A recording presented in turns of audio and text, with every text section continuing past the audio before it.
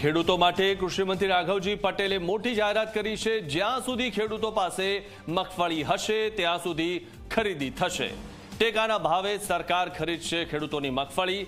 તમામ વ્યવસ્થાઓ કરેલી છે, ખેડૂતોએ ગભરાવાની જરૂર નથી।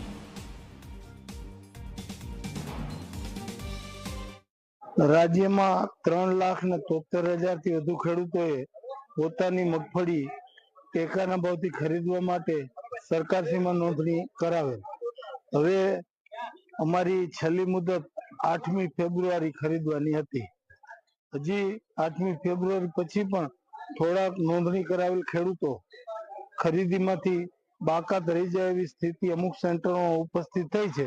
એટલા માટે અમે કેન્દ્રના કૃષિ મંત્રી શ્રી શિવરાજસિંહ ચૌહાણને વાત કરી છે અને અમે દરખાસ્ત પણ મોકલાવી છે કે જો થોડોક સમય અમને વધારાની મંજૂરી મળે તો અમે આ તમામ ખેડૂતોની જેની સરકારે જાહેરાત કરી છે કે જે ખેડૂતોએ નોંધણી કરાવેલ છે તમામ ખેડૂતોની મગફળી અમે ખરીદી લેશું ટેકાના ભાવે।